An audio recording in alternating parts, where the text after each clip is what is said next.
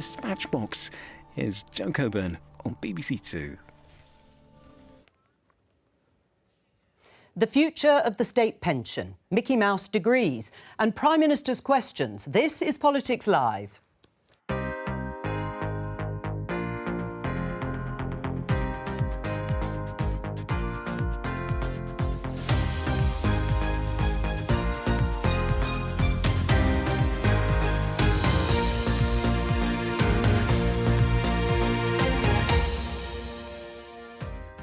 Joining me, the Conservative MP Jonathan Gullis, Labour's Sarah Champion, founder of Simple Politics, Tatton Spiller, and former Conservative advisor Salma Shah. Today, can we afford to keep increasing the state pension? In the very, very long term, you're absolutely right, it is not sustainable. We will have to see where we are when we get to a general election and we see the finances. Devastating floods in Libya, with more than 5,000 people dead. We'll speak to the chair of the International Development Committee. We have lifted the cap on student numbers, and 100,000 more will go to university in the next 2 years as a result. Tony Blair wanted 50% of people to get degrees, but is that still a worthwhile aspiration? My guest, Tatton Spiller, is on a mission to simplify politics. We'll ask him about his new book and why he thinks we should hold Prime Minister's questions in the Manchester Arena. But for now, we'll be in Westminster for this week's PMQs at midday.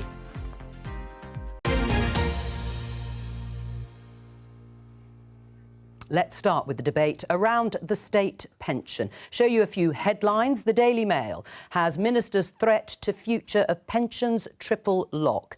And this is the headline in the Express newspaper. Don't make sneaky changes, they say, to pensions triple lock. Now, the triple lock determines how much the state pension rises each year. It was a guarantee that was restored during the coalition government to restore the earnings link for the basic state pension, with a triple guarantee that pensions would increase by either earnings, prices or 2.5%, whatever was highest. Well, average earnings are running at 8.5%. So my question to open the programme, starting with you, Jonathan, is can we afford to keep increasing the state pension by 8.5%? Last year it was 10.1%. I think it's important to remember the context and when these astronomical rises agreed have happened. Obviously, we have inflation. We've had, obviously, as I say, high wage growth in the country. So I think when you put in the last 2 years into context, then yes, those numbers are high. But actually, before then, it was not anywhere near the numbers that are being quoted at. We made a manifesto commitment to delivering a triple lock and securing that all the way through this Parliament. I certainly believe that that is what we should be honouring with the electorate, and we should be committing it to again at the next manifesto, as far as I'm concerned. Is it affordable, Sarah? I mean, it's also in the Labour manifesto to stick to this triple guarantee. But is it affordable, bearing in mind the current economic backdrop? Well, I think there's two answers to that. First of all, is it affordable? This government are making choices. The reason inflation is where it is because of those choices. They've chosen to write off PPE fraud and equipment that didn't work. So that's a choice they can make for billions.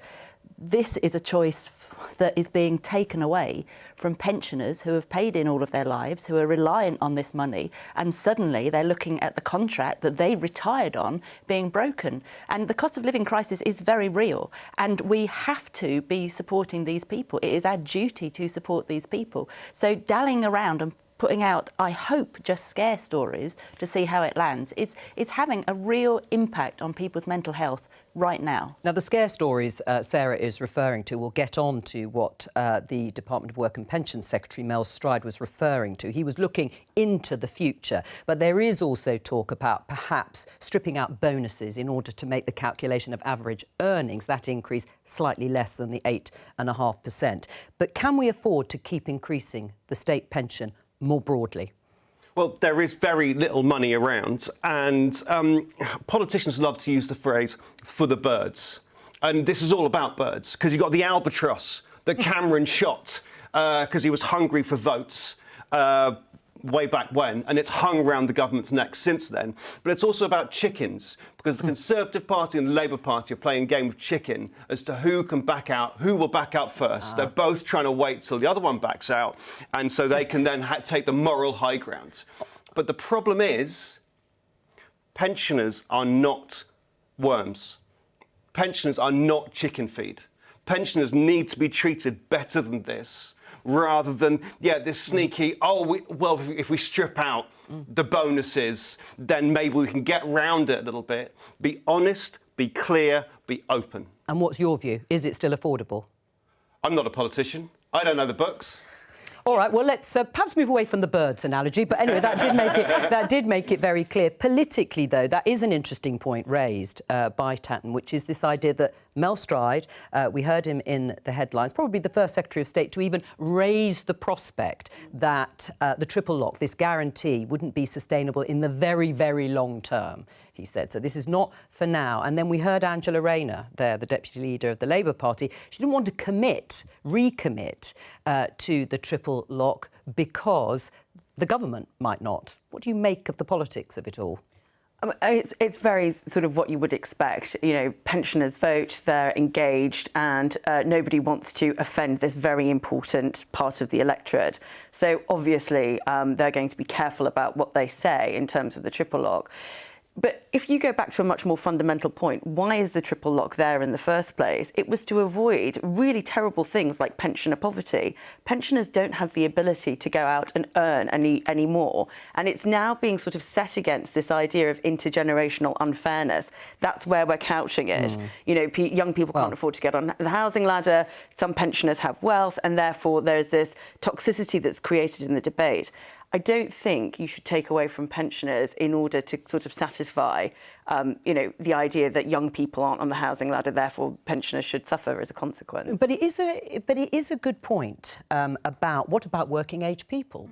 Is there a duty to them too? Exactly, but they're two different points. And trying to merge the two, and as you rightly say, pitching the two against each other, it's just not right. Politicians never seem to deal with the sort of the fundamental problem. They try and put this sort of spin around it, blaming someone else. What people want is consistency, whether they're running a business or they're a pensioner. They want to know so that they can plan and make informed choices. People can respond to change as long as they know it's coming, but putting it out like this is not the right way to do it. Jonathan? Well, look, I think it's entirely important to remember that about 200,000 pensioners have been lifted out of poverty because of the triple lock, and that's why, for me, it should remain in place. A lot of those type of pensions will be in places like Stoke-on-Trent, North Kidsgrove and Talk that I'm proud to serve.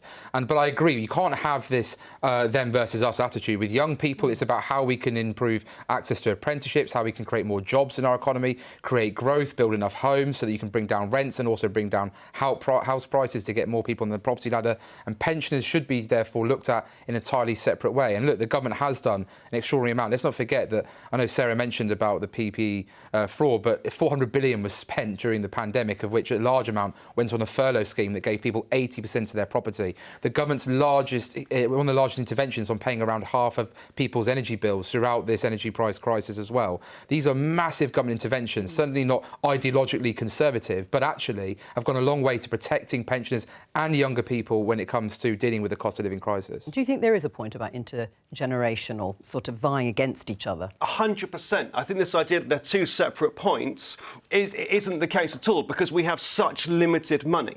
We can't raise taxes any further. We can't borrow any further. It's not an either-or situation. But if you've got limited money, you need a solution to both of them. I mean, that's what people do. You know, with your wallet, you're looking at your rent, you're looking at your energy, you're looking at, do I have a pot to go on holiday? You're making these informed choices. You're not using, well, you shouldn't be using one to pay off the other. No, but you have got a limited amount, and if you don't have enough money to go on holiday, you don't go on holiday. Then you should look at growing the pot. But there are priorities, aren't there, Sarah? I mean, there are priorities. And priorities for me are the most vulnerable. And as Salma rightly said, pensioners very rarely can earn more money. They went through their life on an understanding of a contract which has been reinforced. So to try and take it away from them now is immoral and, well, it may even be illegal.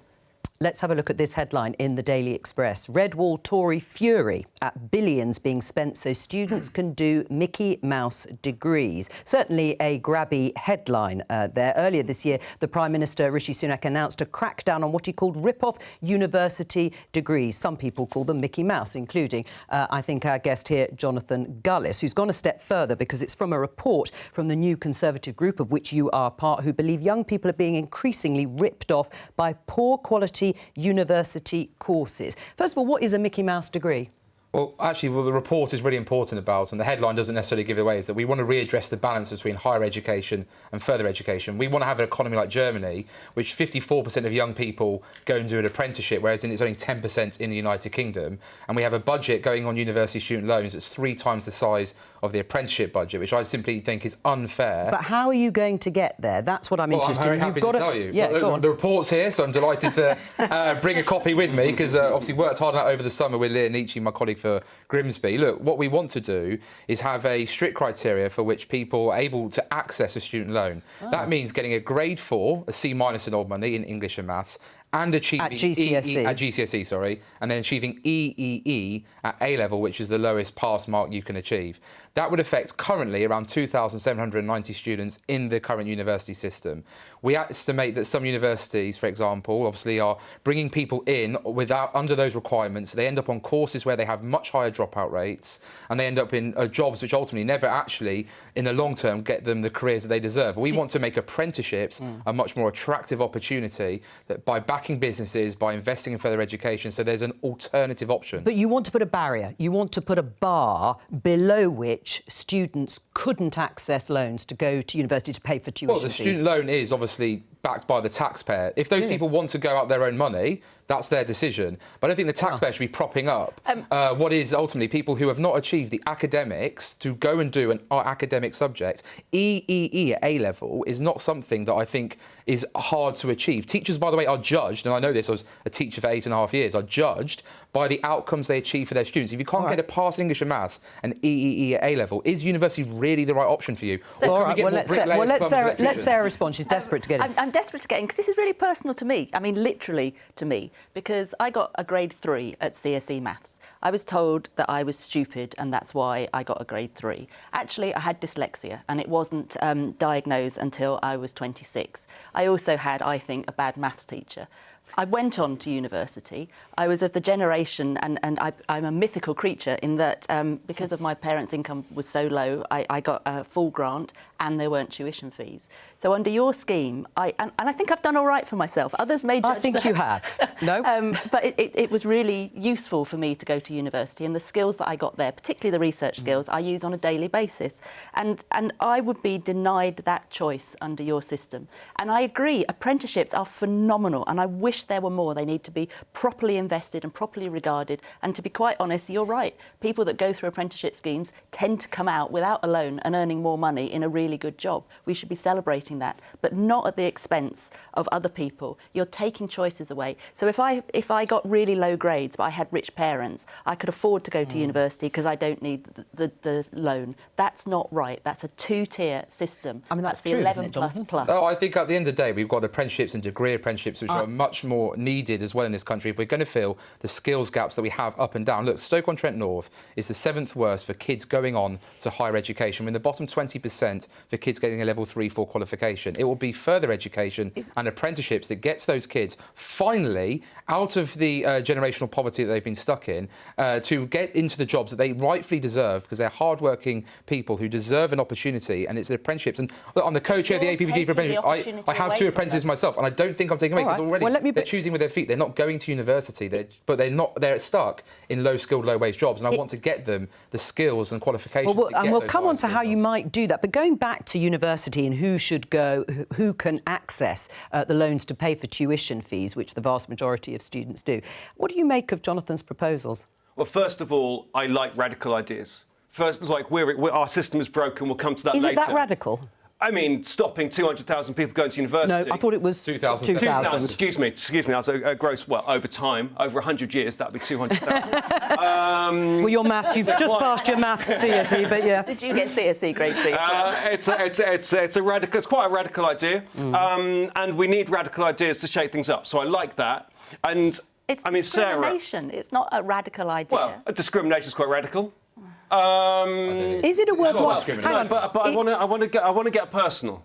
Sarah got personal. Yeah. I'm going to get personal. Right. I'm bipolar, right? I had a really difficult time during my teenage years. I was undiagnosed. I got turned down by all the universities I applied to. I scraped into university through clearing.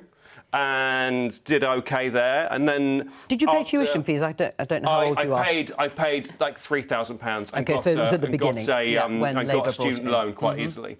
And then the skills I learned there, I was a teacher for 10 years. I set up Simple Politics. I've now written, with the help of medication and diagnosis, I've now written 2 books, and we mature at different rates. Yeah, exactly. But is it still a worthwhile aspiration to say, as Tony Blair did then, that 50% of people should go to university, or more than 50%? Are we too obsessed with going to university? So, I mean, I worked on apprenticeship and higher education policy in government, and in fact, you know, it was under Sajid's leadership that we brought in the apprenticeship levy, for example. So there is an understanding that that is a really important part of, you know, education, and the fact that you can have apprenticeships for lifelong education and reskill all the time. I think that I'm not going to get personal here. My grades weren't good enough for me to actually. No, take us through your A-levels. But I will say, you know, diagnosis for things like dyslexia and bipolar disorder have improved. We are bringing into the education system a much more personalised understanding of what people are going through. What Jonathan is rightly pointing out is that government needs to have a systems approach to the way that we are thinking about how we spend and how we create pathways.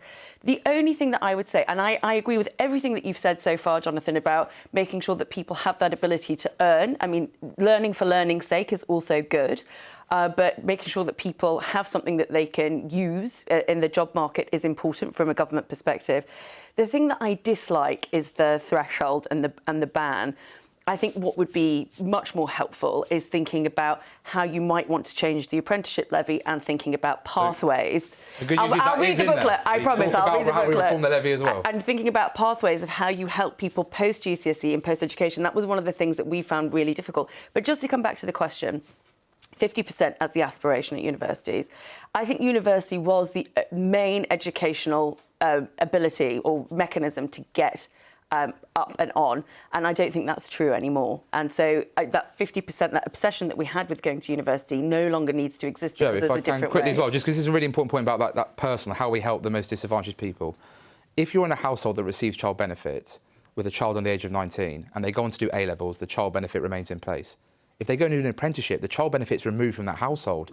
Our report says we would keep the child benefit in place for someone who chooses to do an apprenticeship over going to A-levels. We talk about the levy. We would increase it to 35% of the levy transfer from the 25%. If you were putting more energy around supporting apprenticeships, because I agree, they're fantastic. I promise you that's the bulk of this report, Sarah. I promise you it's the bulk of the report. So don't prejudice a certain group of people. Focus on the positives. I'm not prejudicing them. I want them to succeed. And let's not forget, UCAS's own data shows that 48% of people who logged on chose that they wanted apprenticeship routes, not just university. So UCAS's own data is showing a 64% of teachers, apparently, from a City AM poll, said they wouldn't recommend a degree apprenticeship. Why are teachers not doing that? It's not their fault. It's because they don't understand the FE and apprenticeship system enough. Is that also because employers, a lot of them, still expect a degree? When people apply for jobs at the very top, yes, and we would like you to have a degree. They might even specify the level of degree that they want you to have. And that is what drives people to go to university. But employers do. But you're right, and I actually disagreed with Blair and this 50%. Oh, you did? Because I think it ought to be about choice. I absolutely agree. You know, some people want to go into an academic route, and that's great, and academia for itself, fully support it. It really benefits this country with research. But to effectively make it the next logical stage of education, and if you didn't have that, you're a lesser person. That was wrong. Sarah, just to your point, Jo, employers are thinking very differently about... But only recently, I would say. But it's going to take some time. But also the courses for higher level apprenticeships, they're only just coming on, you know, stream and people actually going to use them. And they're hugely competitive, some of them, aren't they? Yeah, they're becoming But do you think a mindset needs to change, I think, in terms of people employing I think students? a mindset does need to change. And one mindset that needs to change is the media approach to this. Because clearly, as Jonathan says, this is about apprenticeships. But the story is all about universities. So it's focusing on kind of the sensationalised bit. And I don't know to what extent you put that in to draw attention to it, because I know that does go on with reports. I'll give you a copy afterwards. I look forward to reading it. But this is about apprenticeships and bigging up apprenticeships, and it shouldn't be focused on the university. Most parents and most employers have gone through that university system. So trying to, I mean, I've got fantastic apprenticeship schemes in Rotherham, and almost every young person is because their parent or their grandparent was an apprentice, and that's why they knew it was a really good option. We need to get the teachers and the employers understanding apprenticeships are really good for their business. I've got skin in the game. Look, I've got 2 of my own apprentices, so I didn't want to hear and preach and virtually. I've got one who's now stayed on with me full time, another one who started her training. These are 2 excellent young girls who didn't think A-levels were right for them or didn't aspire to go to college or get level 3 qualifications that are setting up. One's even now talking about going to do the Open University, which my dad was a beneficiary of, the first in my family to get his degree through that system. You know, my mum was on the council estate in London. It was grammar schools that got her to where she wanted to get today. Sorry, are you saying that university is aspirational now? No, what I'm saying, we've never said that university isn't a good option. What we're saying is that the field is university is the gold standard, and the ugly duckling in the room is apprenticeships. And we're saying no. Both are equally important, both are equally needed, and both options need to be on the table. Can I just look at another aspect of this? Because a Lords Committee report released this week says we have an unhealthy dependency on international students. Do we? Absolutely. We've got a broken funding system for universities. Yes. So, I mean, if you want to look at the bigger picture, that is the thing that we need to be looking at. It's not worked. The whole fee-paying system hasn't worked. What you're proposing, I worry it excludes other people that haven't got the money. So, yes, the universities have become dependent on international students. Because they pay higher level of fees, Salma.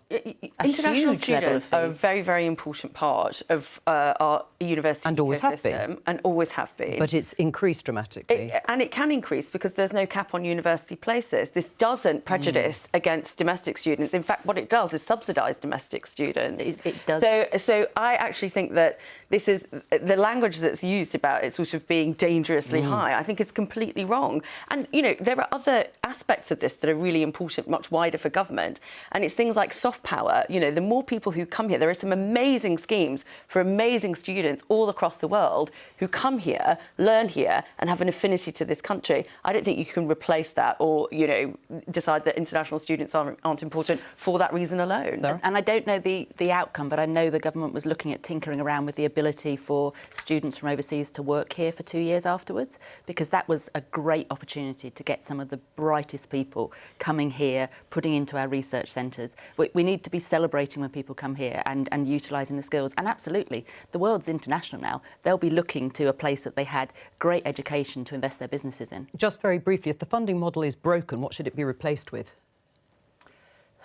I mean, all right, we'll do that another time. Well, we got the student loan. We do talk about student loans in here. I mean, look, let's be quite honest. The concern is that at the moment, over £200 billion of student loans yet to be repaid are sitting on the government books. But that will get to over £400 billion by 2040. We introduce in here as well a plan that means that everyone starts paying £45 back per month. Well, you've lowered the threshold, haven't you? But at the same time, we've also said if you do something with high social value, NHS teacher or work for a charity, that you would have a 3-year exemption in order to obviously get your savings. Not an art teacher, though. Well, a teacher is still a teacher. If they're doing a teaching qualification. I thought you didn't rate art degrees. Well, actually, so my stepmother's a professional musician, and my father's a music teacher. And look, so you've benefited from the arts. But what I'm saying, well, my father might question my ability to play the violin, but I would say that at the end of the day, we have, for example, if you look at video games, we're an international leader in this space. Why are more of these video games production companies not having more apprenticeships on offer for people? Why is it our film studios are not offering more apprenticeship opportunities to people? Why do they have to go to university when we have companies who could supply opportunities to young people? We've come full circle, and we'll pick it up again in the future, I'm sure. I just want to show our viewers and our guests a tweet from you, Sarah Champion. Thousands feared dead as flooding sweeps Libya. You will have seen the devastating pictures from the country. This is surely turning into one of the worst years for natural disasters. Obviously, we've had the earthquake in Morocco and before that in Turkey. We need to focus on loss and damage mitigation, long-term, short-term humanitarian support. We'll come to the loss and damage in just a moment, but just your thoughts in the wake of this latest disaster in Libya.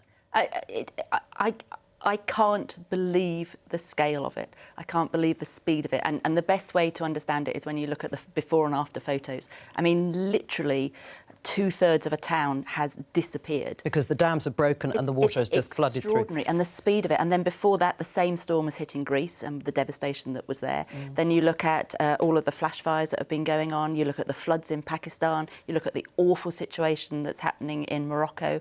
And this keeps on happening. And we can't keep on ignoring the fact that the world is shifting. A lot of it is to do with human impact, and we're just not addressing our responsibilities towards some of the poorest people in the world. You say we need to focus on loss and damage mitigation. What is loss and damage mitigation? So that's literally looking at how we can help countries put flood defences in, for example. What's coming out is in Libya, the reservoirs hadn't been maintained for probably about a decade, so it will be doing an analysis on that and seeing how we can help support them. So it's giving the countries the support, whether that's cash or expertise, to try and mitigate some of the impacts. And then I've got a stat, Dominica, in 2015, the storm that hit it wiped out, damaged infrastructure to the cost of 96% of its GDP. And then 2 years later, 226% of its GDP, a poor country that can't rebuild. What's our role in this? Should we be spending more than what's already been pledged by the government, which I think is £11.6 billion on climate and funding? Can I just say pledged, yes. Not given? Fine. Well, it's an important distinction, Jonathan. Look, first of all, the devastation that's been caused to those individuals, those families, is tragic, and my heart goes out to them. And the United Kingdom, as it always does, steps up and offers help and support. I know Morocco has been extremely grateful for the support the United Kingdom has offered to date so far in terms of helping and assisting people. Look, the foreign aid budget, look, I'm well on the record as saying that I don't agree having some 0.7% of GDP target. I think it's a gimmick for election time. I think it doesn't actually serve its purpose. I think money is rushed out the door rather than properly thought and targeted about who's getting it. I think there's a lot of bad state actors that access these funds. I think there's a lot of charities that are currently a front, if I'm honest with you, whereas when I've actually gone out a front to some of the money, but when I've gone out, for example, to Israel and actually met with some of the people doing remarkable stuff on the ground with creating opportunities for clean drinking water, and they're getting the direct funding, that is the best way of getting investment. So I agree that the UK should be looking at building road infrastructure, transport infrastructure, offering the best of our education sector in terms of helping as well. Of course, we want these countries to grow. China is doing that right now in order to earn its soft power, because the one thing it's struggled for so long is to become a soft power influencer. They think cash is king. We are ahead of them on that soft power, but it's about how we target that money. And so I would like us to go and support, like I say, by building infrastructure, by building skills, by improving educational outcomes and helping people be able to be self-sufficient in the long term within their own nation. And we are doing all of that. That's what the development money literally goes on. And can I just say... Just gets about some of it, so well, I appreciate my constituents would be as well when they see some of the stuff that gets spent on. OK, well, the former development department had the lowest rates of fraud of any department, any government department, and also has retained the best development people in the world. We are looked to as a leading light. And the thing that frustrates me is this argument that we should be helping people on our own shores. If people are forced out of their home, whether it's because of climate change, they end up on our shores. We go out and we go to COP26, or we go to Paris, or we go to wherever these are, and we go and agree to spend all this money to deal with it. We come home and we don't do it. And we don't do it because it's not popular. During Brexit, there was no £350 million a week for foreign aid on any buses. Well, now remember, there are different funds for foreign aid and for climate mitigation and adaptation. We're trying to help people. But it's not popular to spend the money on it.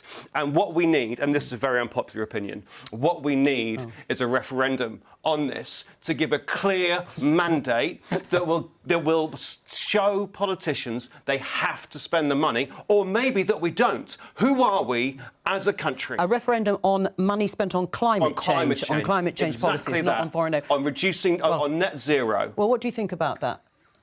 As a leading Brexiteer, I like to consider myself, obviously, like now I'm in the corner because obviously we're talking about referendums. I don't think we need a referendum because this government has already legislated for net zero, so there's a legal commitment to hitting that target. We already have an international, 0.7% foreign aid budget in place at the moment. Yes, I would like to see it be got rid of, and then the government decide of the day as and what money is available, what it can and can't do with those funds. Let's stick with the climate change, because there is one one issue that's come out of this discussion. Is there a moral obligation on us? I mean, many countries in the global south, in the third world, think the developed world caused a lot of what is now unfolding in terms of some extreme weather events. Do we have a moral obligation to step up with these funds to help countries adapt in flood defences in the way that Sarah and Jonathan have been talking about, or not? Yeah, absolutely. There is a moral obligation. There's a moral obligation on us, both from what we've done by polluting, but also from a humanitarian perspective. What I think is really difficult, and I agree with Jonathan's point, there is a lot of scepticism about the way that climate change money and foreign aid is spent. So we have to provide that some kind of reassurance and validation to give people that certainty. But I think there is a bigger systemic issue, and that is the world's large polluters today are not buying into climate accords. Yes. And how do we actually bridge the diplomatic gap? Not just the money gap, not just the relationship gap, but that diplomatic gap to make sure that we're all on the same page. Because whatever happens, China is always going to pollute more than we do. Russia is going to pollute. They don't have the same standards, legislation, or commitments to foreign aid in the way that we have. They make choices about the way that they deliver their foreign aid from purely political and non-humanitarian means. So we have to understand that there is not moral equivalence between our nations and others. And that's why the public are struggling to go along with what this country's doing at times. Well, why? Because you're saying that we shouldn't then meet our obligations, or perhaps should question it if they... Why is the UK always going above and beyond? We're not dragging America, China, India, Russia to try and get to the same time, because they're saying, we're what, 1.5% maximum? We should be leaders in that space. You've been in government for 13 years. Why aren't your prime ministers doing that? Why isn't Rishi Sunak? We did net zero. We brought in 0.7. Hang on. I'm not talking about in our country. I'm talking about when they're negotiating with China over a trade deal. Why aren't they also saying you're one of the biggest polluters? You're using slave labour in solar panels for the Uyghur, for example.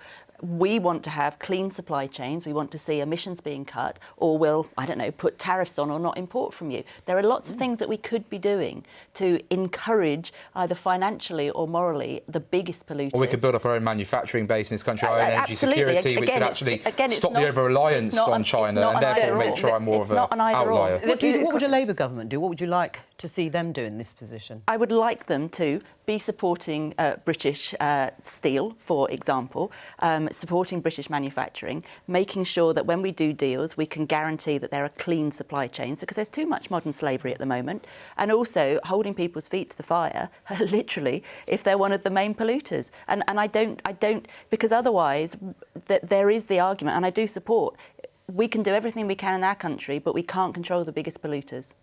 As Selma just said, we need to be leaders in this, and democratically it's clear that people want this. It's in every single manifesto that we need to get to net zero, but the action is not happening. And so that's why it's just a referendum, and there may be other ways to do it, but we need to hold those feet to the fire and say this has to happen. We all agree it's got to happen. So let's actually do it. We do buy a lot of things from China. We have got negotiating here.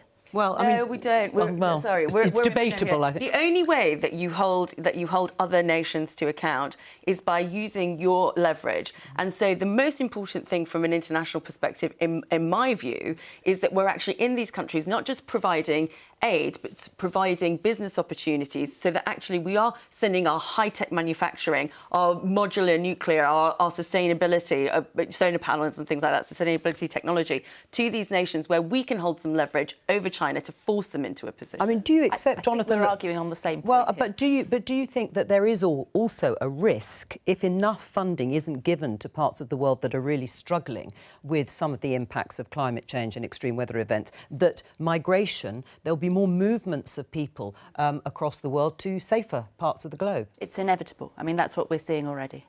I've retained my position, which is well known on migration. There's no need to shop around for countries in order to, to do things. Neighbouring countries, the first place you should be able to claim asylum. But in terms of the amount of money going to these countries, might stop some of those money. Like I said, over £11 billion being pledged. This is not small money. This is big money. You know, 400 billion was added to the national debt in this country to help this country get through a global pandemic. 11 billion is a significant amount of funding that you could do an awful lot with in this country. So when these pledges are made, and they will be delivered upon, these are very serious things. You do understand that we're an island.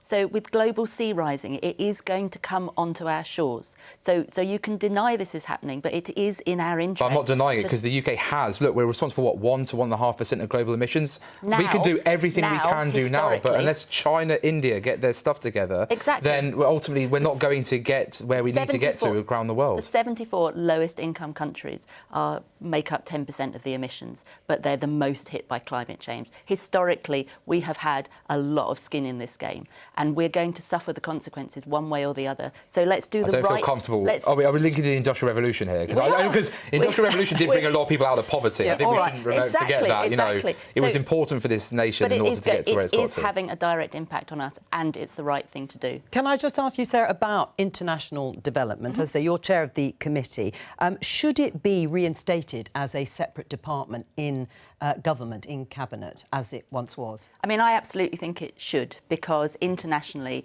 we were seen both with Brexit and with getting rid of the department as stepping away from our international obligations.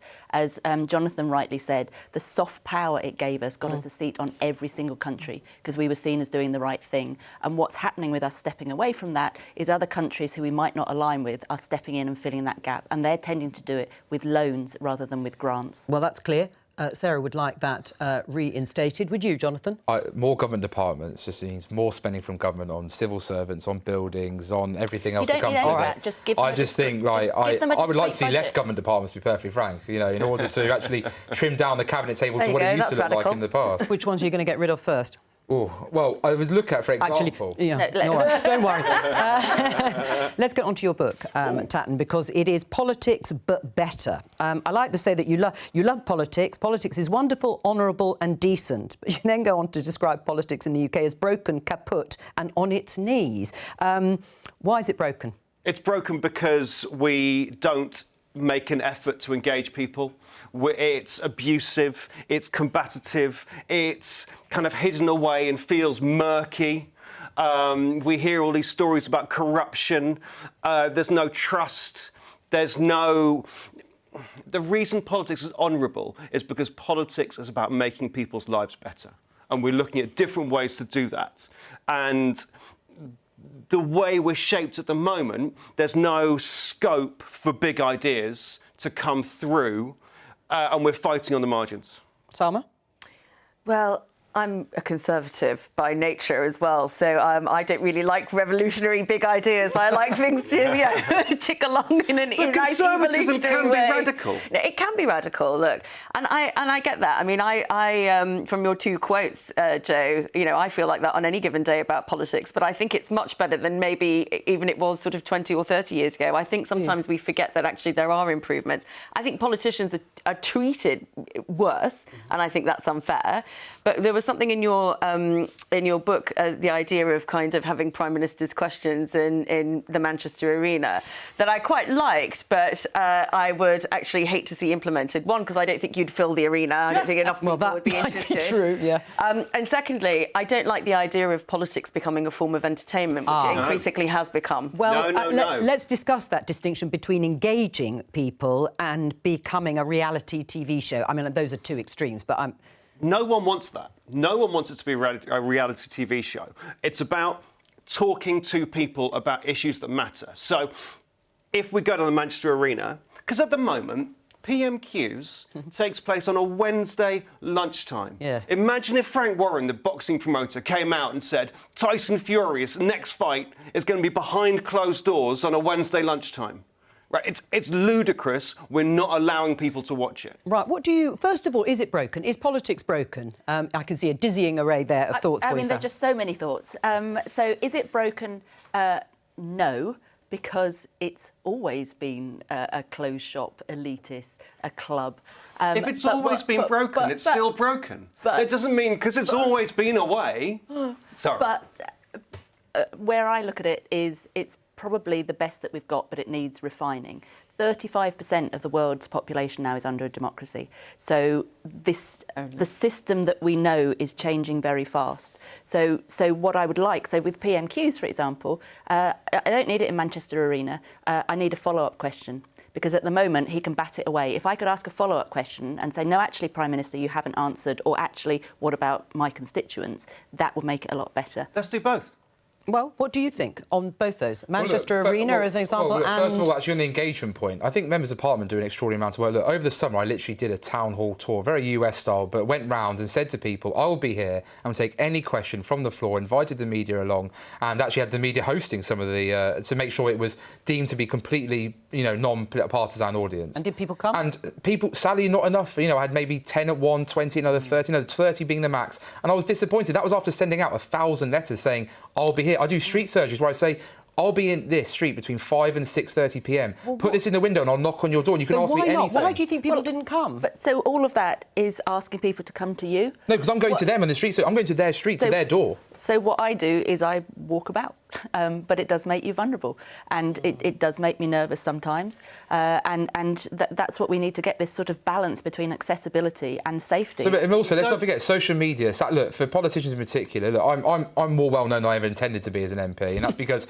maybe I'm willing to put my ideas out there and do think I have an opinion, and and I'll obviously find out if I'm going to get hired or fired at the next election, as Lord Sugar would say, because ultimately I think at least voters will know at the end of the day what I stand for and what I believe in. And I agree with you that we should look to be more engaging. I've got no issue with, for example, PMQs being later in the day, at the end, when it's like tea time, when people are home from work. I'm sad that we don't debate till 2 in the morning like they used to in the past, and you'd have these big ideas discussed. I fell in love with politics watching the clips of the 60s, 70s, 80s on YouTube, where people would talk about stuff, and it wasn't about, that's going to get you in the media the next day. It was a big debate about ideas. Now we have 3-minute speeches with 30 seconds ready for a social media clip, which I find very depressing. But you see, I'm on social media. Simple Politics, my organisation, has 1.1 million followers across different social media platforms. And the reason we have that is because we explain things in a calm and easy way. You don't need to walk around. I engage with hundreds of thousands of people a week without walking the streets, because I go where people already are, which is on their phones. I do both. Of course you do. Of course you do. Sorry. No, constituency MPs need to walk around to go and see the potholes, to go and see where the roads don't work. Pothole You can't do this. Patrol. You can't do it purely through social media. No, it's got to be a mix and an engagement. And also, I've stopped using social media as much, but I don't want to talk to my MP in that way. You should follow Simple Politics. They'd love it. I will. Oh, good. In the 50s, 60s and 70s, you would largely be seeing white, older men, probably from a similar demographic as each other. And what I want to see is diversity. I want to see respect. I want to see business. And I have to say, I came from running a children's hospice to going into Parliament without any political background. And it shocked me. You can still have let's go inside the chamber, which is still here in Westminster in the Houses of Parliament, because we will have PMQs, alas, says Tatton, in a few minutes' time. There's Alistair Jack, the Scottish, or I should say Secretary of State for Scotland, standing up at the dispatch box. Can I just ask you, Jenny, what you mentioned abuse.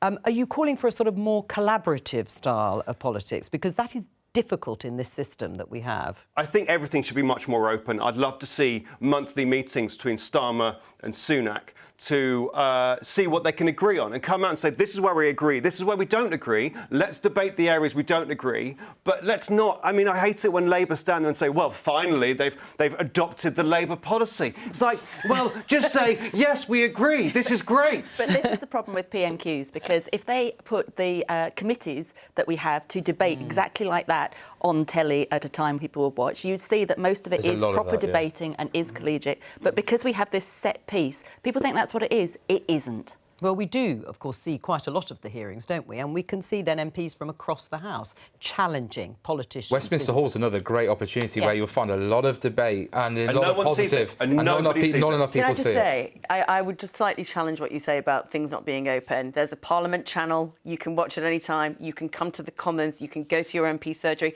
There are countless ways that you can engage with democracy. You can. I think the question is, do people want to engage with it? Tatton, can I just ask you about these attack ads? That's what we broadly simply call them in the trade. This was Labour's one about Rishi Sunak. Do you think adults convicted of sexually assaulting children should go to prison? Rishi Sunak doesn't. And then there was one about Labour.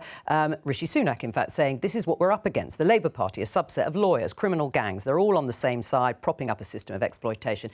Do they work? What we want, of course they work, but what we want is something to believe in.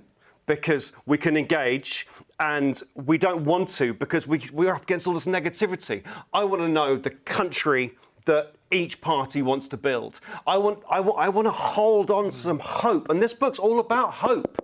It's about changing things so we can believe in things. Are you going to stand? Are you going to stand for office? Stand to be an MP? B, and this A to Z is for boys like me. Because I get asked if I'm going to stand all the time. Oh, my two female colleagues at SP never get asked if they're going to stand. Really? Absolutely, because slightly posh, slightly curly-haired, white, middle-aged men, it is expected that we will stand, even today. It's true. Well, Salma? I'm asked to stand up. I was going to say, I'm just about to ask you. I would say no. You'll say no? Yeah, and you'll still say no. Like, you know, you think neither of us are going to do it. I mean, the biggest thing for me is if we taught politics in school, rather than it being a selected topic that you choose to do, then I think people would actually understand how to engage with politics better. Hopefully they would think about becoming a politician and we get the diversity that we need. Well, I was a trained citizenship teacher, and that was the whole purpose. And sadly, not enough schools take that subject seriously because it's a subject that schools are allowed to do, not required to do, and therefore not enough good politics education takes place, which I find is very depressing. So dangerous, because if people's first experience of citizenship and politics is with the worst geography teacher in the school who's been shoved into it, it puts them off for life. So I don't like mandating citizenship because no citizenship is better than bad citizenship education. But you've already agreed that the nasty stuff sells, so that's what people tend to see. Well, I was just about to ask, I mean, does it work, negative campaigning, those sorts of ads? I mean, are you comfortable with that? No, I hate it. Jonathan? Absolutely. I'm with Tatton. I want vision. I want good ideas that inspire me. Look, I throw my punches in the chamber. I don't hold back on what I say and what I think. But I like to think I've always done it on a point of policy rather than the individual. Is it true you got told off by Mr. Speaker? I've been told off for loads by Mr. Speaker, I think. But like for normally heckling. But what was the worst one was he threatened to call my mother. He said in the chamber, yeah, like he's like the head monster. Ultimate threat. And well, all I can say is my mum did text me saying, "I've just been told that you've been called out." And my mother has met with Mr. Speaker with me present. It was like a parents' school. Well, and who says Prime Minister's questions like a playground? Exactly. In that sense. But the negative campaigning, it works. The negative campaigning absolutely works. And the problem is, if you don't engage with it, the other side will. Right. I think we're just about to go into the chamber for Prime Minister's questions. I think the Speaker, Lindsay Hoyle, is making an announcement. So we'll stay in the studio in just a moment unless he's about to call the Prime Minister. Here we go. With Chris Law. Number one, Mr. Speaker. Prime Minister. Mr. Speaker, can I start by paying tribute to the Clerk of the House, Sir John Benger, and thank him for his many years of distinguished service. Mr. Speaker, this morning I had meetings with ministerial colleagues and others. In addition to my duties in this House, I shall have further such meetings later today. Chris Law. Mr. Speaker, the wealth of billionaires has skyrocketed over the past decade, whilst average working households in the UK have the lowest living standards since the 1950s. Whilst hard-working families are struggling to make ends meet, the wealthy are playing by a different set of rules, with reports even that members of the House of Lords are trying to exploit the non-dom status loophole to avoid paying their fair share. So does the Prime Minister agree that whether you're the wife of the most powerful man in the country or the host of The Apprentice, no billionaire should qualify for special tax treatment while my constituents face soaring levels of inequality and poverty? Prime Minister. Well, Mr. Speaker, the facts tell a very different story to what the honourable gentleman said. He mentioned inequality. Inequality today is lower than it was in 2010. He mentioned the number. He mentioned the number of people in poverty, Mr. Speaker. Again, I'm pleased to say there are 1.7 million fewer people in poverty today than 2010, including many in Scotland. But, Mr. Speaker, of course we understand that things are challenging right now with the cost of living, which is why we've put in place record support to help families, particularly with their energy bills, and particular for the most vulnerable in our society, with record amounts of cost of living payments going to millions across the country, including in Scotland, showing the power of the United Kingdom government. Speaker, thanks to this Conservative government, we have the opportunity to be the first country in the world to end new cases of HIV by 2030. And this is partially down to our world-leading opt-out HIV testing programme rolled out in very high prevalence areas. But to reach this goal and make this progress, we must roll out opt-out testing to other high prevalence areas like in the West Midlands, which includes my constituency of West Bromwich East. So will the Prime Minister commit to meeting with me and the incredible Terence Higgins Trust to hear more about the merits of opt-out testing? Prime Minister. Well, can I thank my honourable friend for raising this important issue and indeed thank her for her work in this area. We remain absolutely committed to ending new HIV transmissions within England by 2030, and I'm pleased that she highlighted that the provisional data from NHS England indicates that the opt-out testing programme has been highly successful. DHSC is currently evaluating the impact of the programme with a view to deciding whether it should be expanded in additional areas, and I know ministers will keep her and the House updated. We now come to the Leader of the Opposition, Keir Starmer. Thank you, Mr. Speaker. Can I join the Prime Minister in his words about the Clerk of the House? Mr. Speaker, I pay tribute to the police who tracked down the escaped terror suspect from Wandsworth Prison last week. Despite being charged with terrorism and despite being a flight risk, he was not held in a Category A prison. Why not? Minister. Well, Mr. Speaker, I'd like to thank the police and their partners for their efforts to find and arrest Daniel Khalif. There is now an ongoing legal process that must be allowed to take its course. But I'd like to reassure the public that while these cases are extremely rare, the Justice Secretary has launched an internal investigation about how this could happen, as well as an independent investigation of the incident, so that we can learn the lessons from this case and make sure that it never happens again. Keir Starmer. The truth is they're presiding over mayhem in the criminal justice system.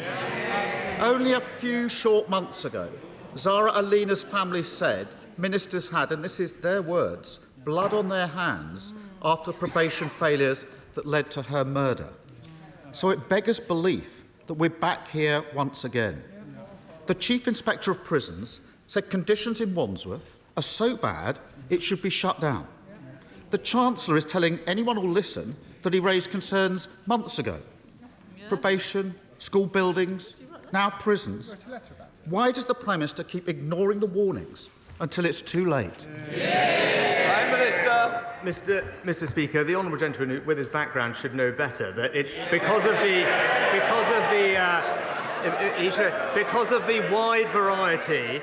Because of the wide variety and considerable difference in severity of people charged under that Act, it is not and has never been the policy that they are all held in Category A prisons, something that I shouldn't need me to point out to him given his experience. But he talked about resourcing. I am happy to tell him that over the last few years, we have delivered an extra 4,000 new prison officers.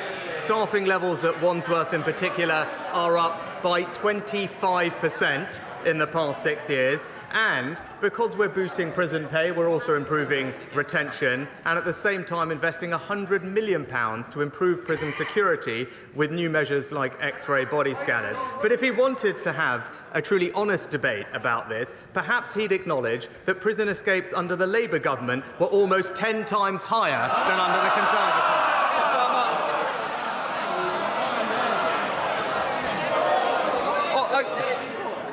I did say last week, and it will continue this week. Who wants to start this session by leaving? Please do so. I'm happy to help you on your way. Keir Starmer. Mr. Speaker, every week, whatever the topic, he paints this picture as if everything is great and fine out there. It's so at odds with the lived experience in the real world. Let me turn to another serious security concern. Some in this House face sanction, intimidation and threats from the Chinese state. When I asked the Prime Minister on Monday whether the Foreign Secretary raised the specific issue of the alleged spy arrested in March when he visited China a few weeks ago, the Prime Minister would only say that he raised that type of activity, but avoided specifics. So I asked the Prime Minister again, did the Foreign Secretary raise this specific case when he visited China? Yes or no? Mr. Speaker, I'll refer to my previous answer, where I said very clearly that the Foreign Secretary raised these issues with the Chinese foreign minister who he met, as did I when I had my meeting with Premier Li over the weekend. But when it comes to China, Mr. Speaker, this government has put in place the most robust policy that has existed ever in our country's foreign policy. It is to protect our country for the values and the interests that we stand up for. It is to align our approach with our closest allies, including those in the G7 and the Five Eyes, and is to engage where it makes sense, either to advance our interests or, as I did at the weekend, to raise our very significant concerns. That is the right approach to China. It is one that is welcomed by each and every single one of our allies, and I'd be interested to know what he thinks that he would do differently. Well, that certainly wasn't a yes. And what he says now is totally at odds with the Parliament's Intelligence and Security Committee report of July this year. That set out that the government has no clear strategy when it comes to China, has failed to support the intelligence agencies, and is leaving the UK severely handicapped in managing our future security. This has been raised time and time again. But yet again, the Prime Minister fails to heed the warnings and is now desperately playing catch-up.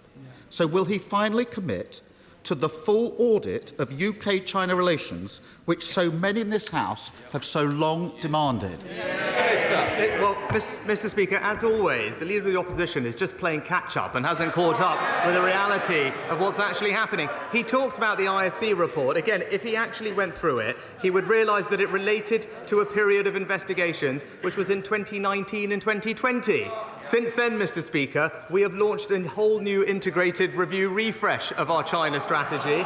It's published. We've put in place a range of new measures, including, for example, the National Security Protective Agency, which is staffed out of MI5, supporting businesses and organisations and being alert to the risk from cyber and from China. But if he wants to talk about foreign policy, Mr. Speaker, he should perhaps reflect on his own record, because this was the man who said he was 100% behind the former Labour leader, a person who wanted to abolish the army, scrap Trident and withdraw from NATO. It's clear what he did. He put his own political interests ahead of Britain's. Mr. Speaker, probation, prison, schools, China, yet again inaction man fails to heed the warnings and then blames everyone else for the consequences. Mr. Speaker, on Sunday, the Home Secretary celebrated her first anniversary in post. That is, if you overlook the 6 days she missed when she was deemed a national security risk. In that year, 40,000 people have crossed the Channel on a small boat, and the taxpayer is now spending £6 million a day on hotel bills. He's failing to stop terrorists strolling out of prison, failing to guard Britain against hostile actors. He's completely failing to stop the boats. How can anyone trust him to protect the country? Mr. Speaker, he talks about trust, he talks about action. Just today, this government is taking action to reform defective EU laws to unlock over 100,000 homes, boosting our economy, supporting jobs and ensuring that we can realise the aspirations of homeowners. Now, he talks about trust. He tried in this House to talk the talk on house building. But at the first sign of a cheap political hit, what did he do? He's caved in, Mr. Speaker. Rather than make the right long-term decisions for the country, he's taken the easy way out. It is typical of the principles-free, conviction-free type of leadership that he offers. Flip-flopping from being a builder to a blocker, Mr. Speaker, the British public can't trust a word he says. Mr. Speaker, every week he comes here protesting that nothing's his fault, trying to convince anyone who's still listening that everything is great. The truth is, the floor fell in for millions of families because of their economic mayhem. The classroom ceilings collapsed because he cut vital school budgets. And now the walls of our national security have been breached because they've ignored repeated warnings. No one voted for these shambles. No one voted for him. So how much more damage do the British public have to put up with before he finally finds the stomach to give them a say? Mr. Speaker, we are getting on for the British public just in the last week, announcing a new landmark deal for British scientists, attracting £600 million of new investment for our world-leading auto industry, and wages now rising at the fastest rate on record, Mr. Speaker. And where has he been this week? Locked away with Labour's union paymasters, promising to give them more power and scrap the laws that protect British families and their access to public services. It's clear it's only the Conservatives that are on the side of the hard-working British public. Thank you very much, Mr. Speaker. Last week, with Yorkshire colleagues, I met with our local integrated care board to discuss plans for improving dentistry provision. But when surgeries suddenly closed to NHS patients without notice, as one in Harrogate did very recently, an immediate strain is put on local provision. Will the Prime Minister look at what can be done in these circumstances to ensure that no one is left without access to an NHS dentist? Prime Minister. Well, my honourable friend is absolutely right to raise this, and we will look into this issue. He'll be reassured to know we're investing £3 billion a year into dentistry. There is no geographical restriction on which dental practice a patient may attend, and practices should keep all their records up to date, including whether they are accepting new patients. And typically, where a practice ends a contract, NHS England and ICBs should work together to ensure that that funding is reallocated and patients continue to have access to NHS dental care. SNP Leader Stephen Flynn. Mr. Speaker, as someone who spends more money heating their swimming pool than the total value of the UK state pension, I think it's safe to say that the Prime Minister might not be as invested in this topic as some others. But let's afford him the opportunity to clear up any confusion. Will he commit his party, the Conservative Party, to maintaining the state pension triple lock beyond the next general election? Yes or no? Prime Minister. Mr. Speaker, this is the party that introduced the triple lock, Mr. Speaker. This is the party that has delivered a £3,000 increase in the state pension since 2010. It's also the parties that ensure that there are 200,000 fewer pensioners living in poverty today, and this winter ensuring that pensioners get an extra £300 alongside their winter fuel payment to support them through the challenging times with inflation. So, Mr. Speaker, our track record is clear. There is one party in this House that has always stood up for our pensioners, and that is the Conservative Party. Mr. Speaker, I don't think we heard a yes there. And you'll imagine my shock, my utter surprise that we appear to have consensus once again between the Conservative Party and the Labour Party on this most important of issues, despite the promises that were made to the people of Scotland in 2014, and despite the clear statements from the likes of Gordon Brown that the only way to protect your pension is to remain within the UK. How hollow those words are now. So may I ask the Prime Minister, who does he think will scrap the state pension triple lock first? His government or the Labour Party's government? Prime Minister. Mr. Speaker, as I said, thanks to the actions of this government, pensioners in Scotland are receiving record increases in their state pension, £870 this year, extra support with the cost of living this winter. This is the government that introduced and remains committed to the triple lock. But he does raise a good point, Mr. Speaker. Pensioners in Scotland should know the reason they can rely on the state pension, not just today but for years to come, because of the strength of our union and the strength of our United Kingdom government. Mr. Speaker, beautiful Eastbourne is perhaps best known as a top visitor destination, but there is important work being done also to put us on the digital map. DigiFest, the first local event of its kind, is coming to the Welcome Building next week and will showcase some pretty stellar local tech talent and open doors of opportunity, with an ambition to create 10,000 local jobs in this sector. Would the Prime Minister applaud event organisers Chalk, Eastbourne and Switchplane, and lay out what this government is doing to make sure Great Britain and Eastbourne is one of the best places in the world to be involved in this continually groundbreaking sector?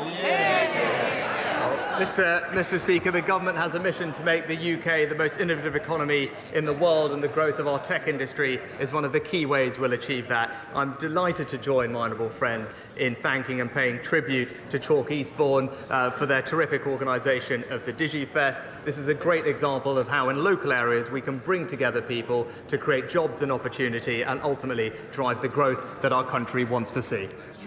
And David. Thank you, Mr. Speaker. Last year, after being referred by their GP, 22,000 people waited more than 4 months to start urgent treatment for cancer. A terrible wait, twice as long as the government's maximum 62-day pledge. A cancer target it hasn't met once since 2015. We all have loved ones whose lives have been turned upside down by cancer.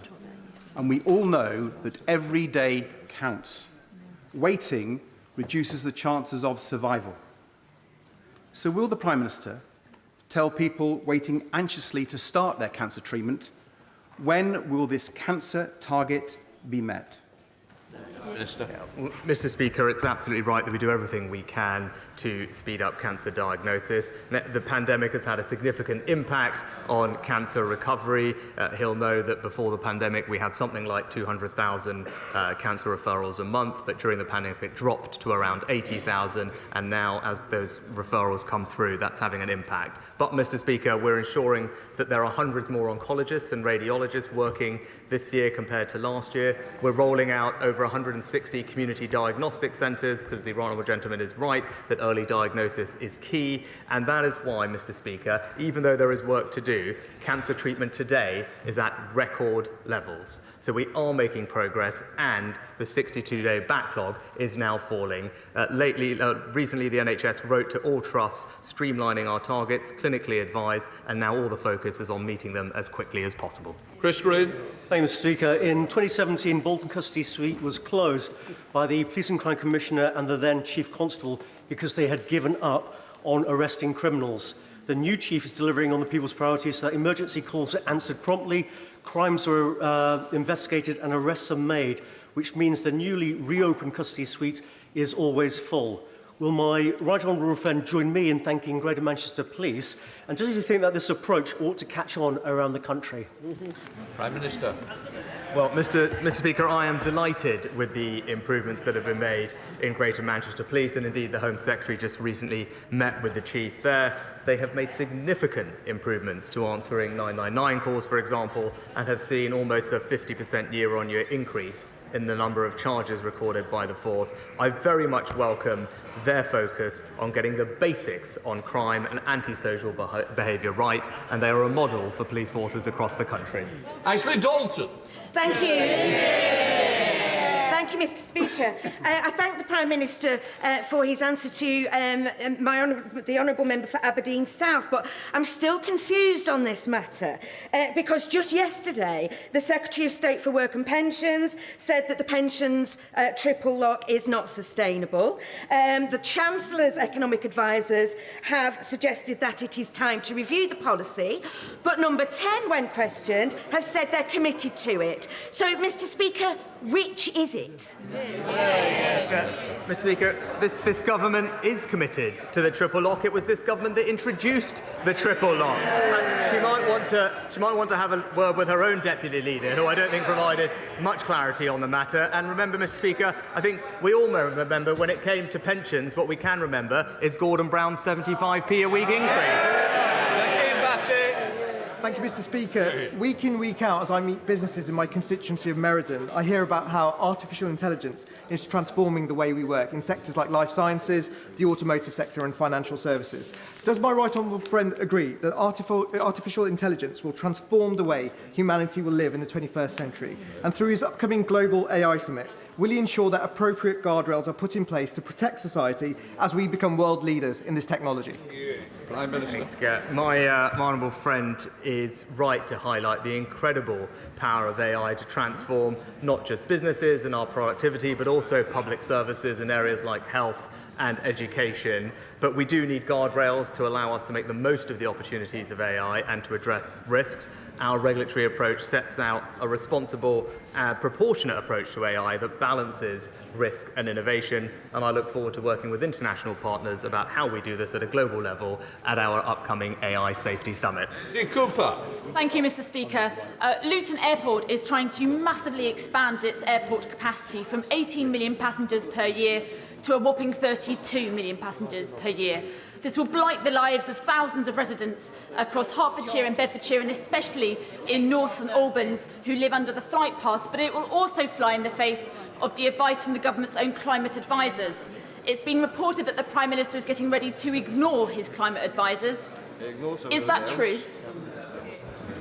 Prime Minister. No, Mr. Speaker, but what I would say is my approach to getting to net zero is not one that requires people to give up doing the things that they want to do and enjoying, like flying.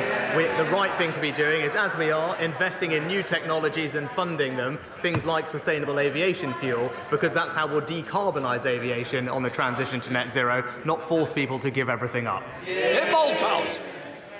Mr. Speaker, when the Prime Minister was Chancellor of the Exchequer, he put the full might of the Treasury behind the 10-year drug strategy, which with its ADA projects is now turning lives around across England and Wales. But a key part of that strategy was developing a new approach to possession.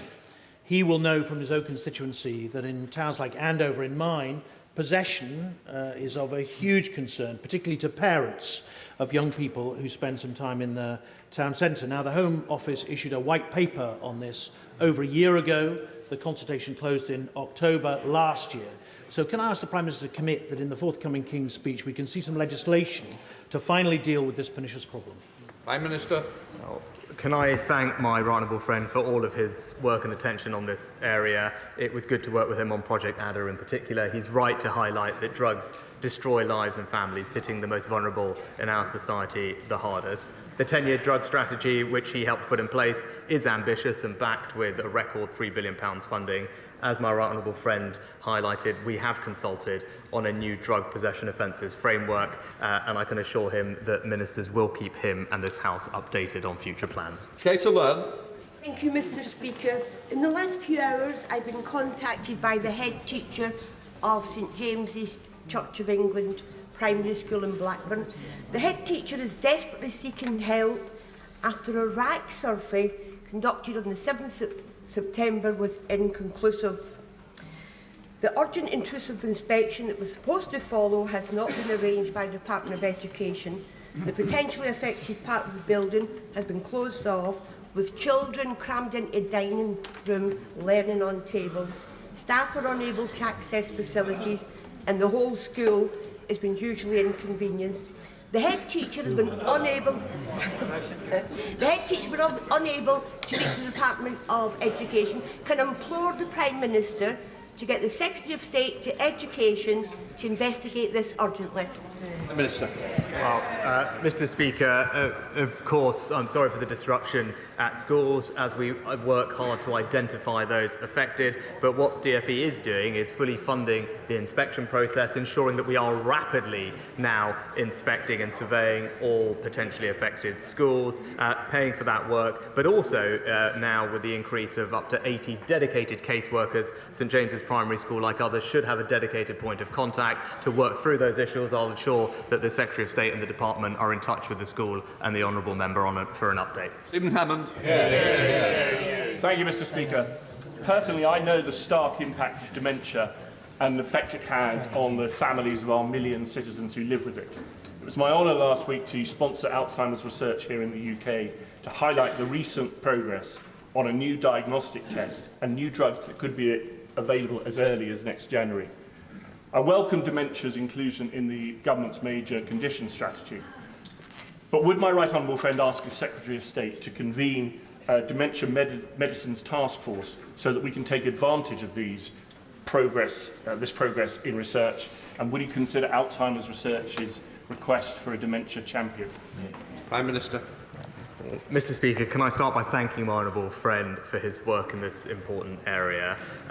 Regulators are working closely with industry to evaluate new dementia medicines because, of course, we want patients to benefit from rapid access to safe and effective treatments. We're also strongly committed to funding dementia research, including doubling the amount allocated to this to £160 million a year by next year. And last year we launched the Dame Barbara Windsor Dementia Mission, backed up with new funding, which will work with industry to develop biomarkers, data and digital science innovations, and strengthen our trials in dementia. And I look forward to hearing from him more suggestions about. Thank you very much, Mr. Speaker. In the 1990s, under the Conservative government, people were dying because of the length of time they were waiting on NHS waiting lists. In 2023, we've seen an increasing number of people dying while they're on an NHS waiting list before they get treatment. Is the Prime Minister ashamed that people are dying needlessly under his watch? Prime Minister.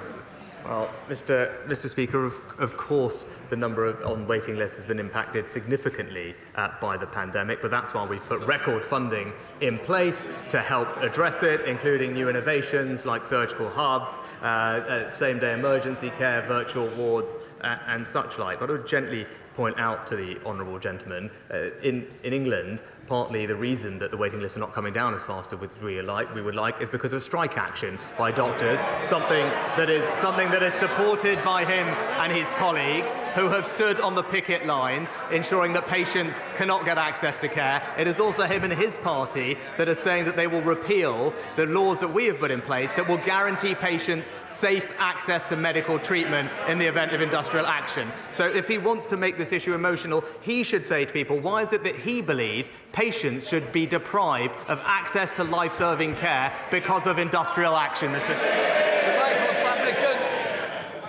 Closed question. Question 11. Prime Minister. Mr. Speaker, we regularly engage with local partners across the West Midlands to gather insight and intelligence on the economy. Earlier this year, we initiated the Trailblazer Devolution Deal, which will help include measures to help businesses thrive. And I see that just the other week, Business Growth West Midlands was launched by the Mayor, backed with £100 million in funding for business support. Michael Fabricant. I thank the Prime Minister for that answer. And I'm glad to hear that the West Midlands growth continues to expand. However, we do have a problem in Lichfield, and that is road closures, and we don't know how long they're going to go on for, footpath closures, we don't know how long they're going to go on for, HS2 who are doing these closures, one hand doesn't know what the other hand is saying. HS2, Mr. Speaker, is the most dysfunctional organisation I've ever had to deal with. Will the Prime Minister, in the short term, try and restructure HS2 so it works like a company should? And in the longer term, can he save other constituencies by stopping HS2 at the end of phase 1? Well, Mr. Speaker, I know that the frustration that this is causing to my honourable friend's constituents. I am told that HS2 Limited is prioritising the completion of works underway to keep disruption to a minimum, including roadworks in Lichfield, but I know the Transport Secretary will continue to hold them to account, and the company will keep local communities informed about future works. Hardy. Mr. Speaker. UK bill payers are facing an extra £1 billion because of the government's failure to agree new offshore wind. With Russia using energy as a weapon, when will the Prime Minister take energy security seriously and protect us from the whims of fossil fuel autocrats? Prime Minister. Mr. Speaker, we do take energy security seriously. Indeed, we created a brand new department to focus on energy security. But it's a bit rich. It's a bit rich coming from the Labour Party, Mr. Speaker, that wants to cut off our access to homegrown British oil and gas, Mr. Speaker, which will increase our reliance on foreign oil and gas, increase our reliance on dictators and exposure to those markets, and as the independent reports have also said, will be bad for the climate, as those imported fossil fuels come with something like 2 or 3 times the emissions. Their policy is not just bad for the environment, Mr. Speaker, it's bad for our energy security and it's bad for British jobs. Thank you, Mr. Speaker.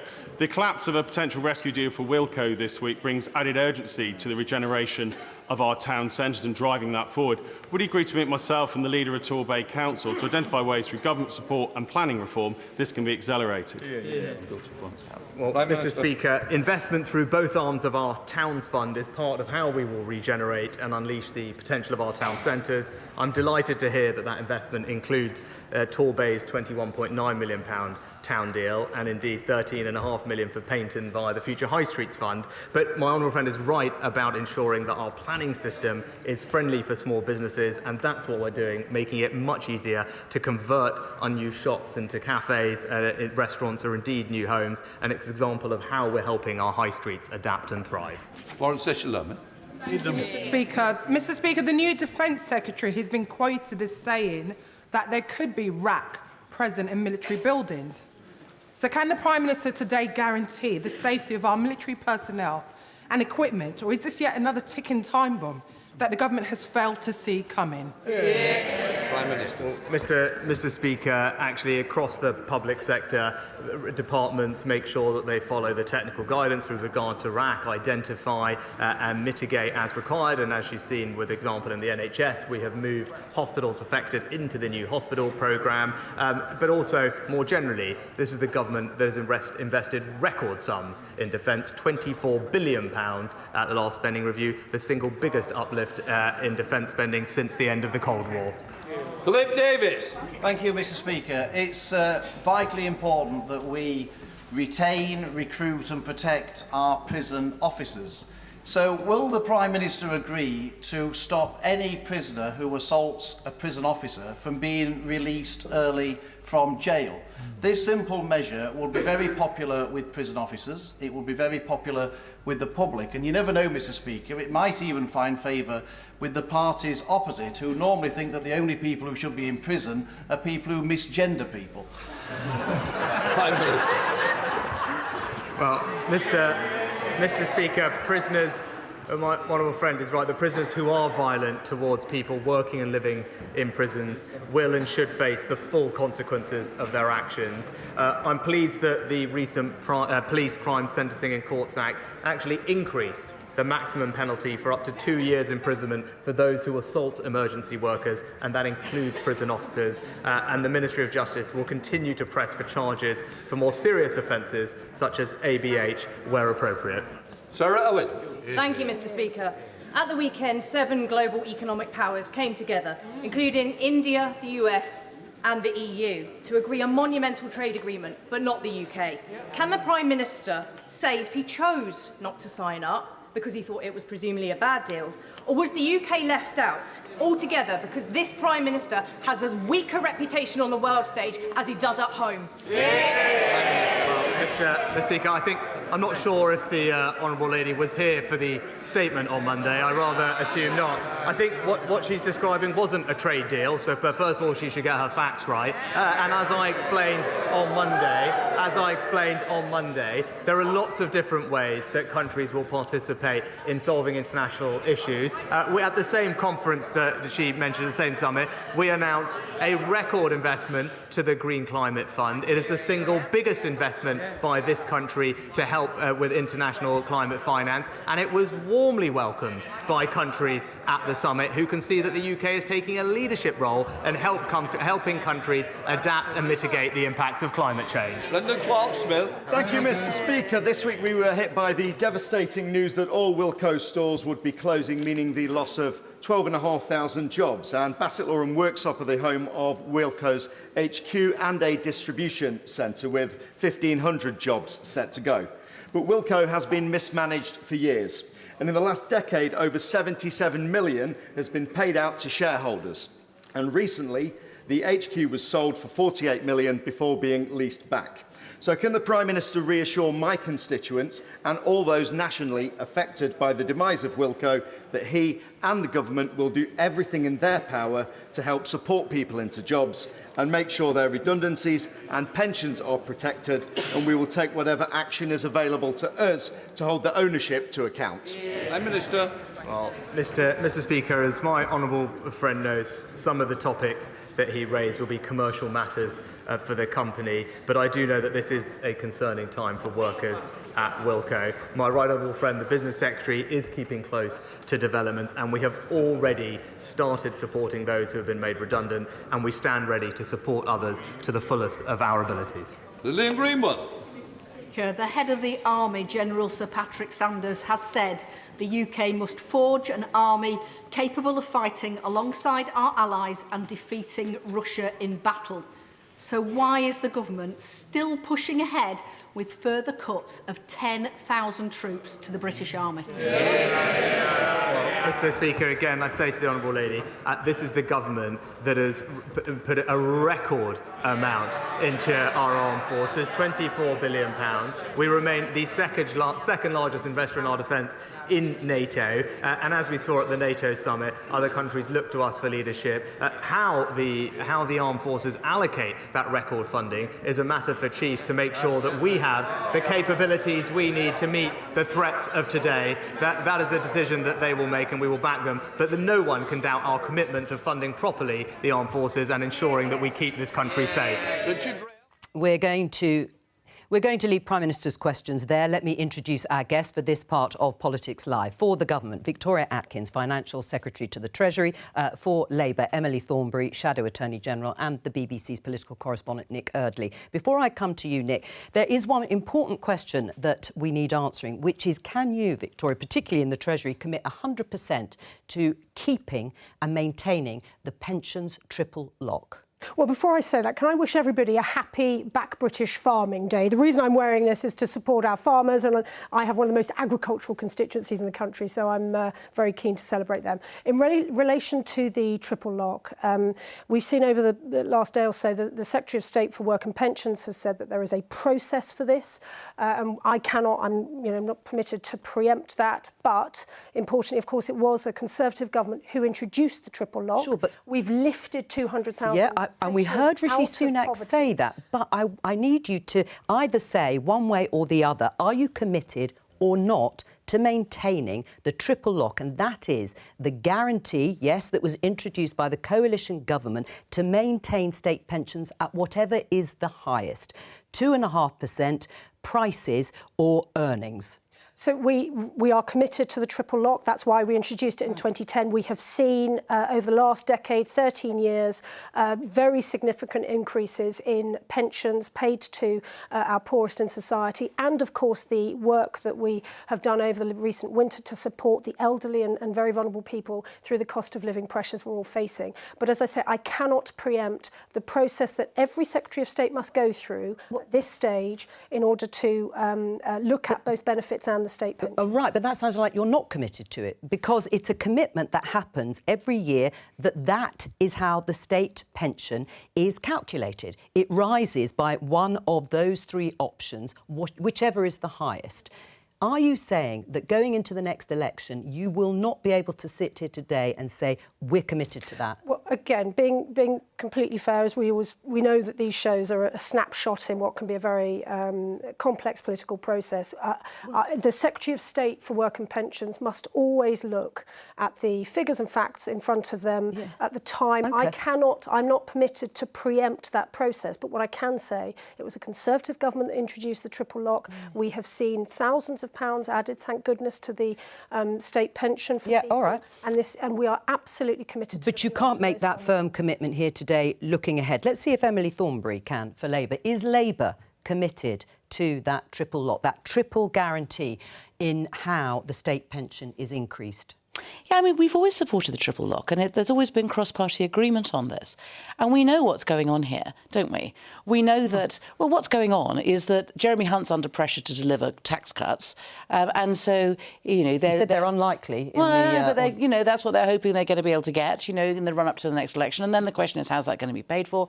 So we've had rumours running, hairs running about, oh, we're going to cut benefits of people with disabilities. We're going to cut, you know, the benefits which go to working working people, and now we have this, and so we have, William Hague writing about it, saying that we should do it. We've had advisors to Jeremy Hunt, like Rupert Harrison, saying that we should get rid of the triple lock. We're not getting any definite answers here. We're getting the Prime Minister saying, oh, we're completely committed, and then different briefings seemingly coming out of the Treasury. But that's the pressure point. That's what's going on.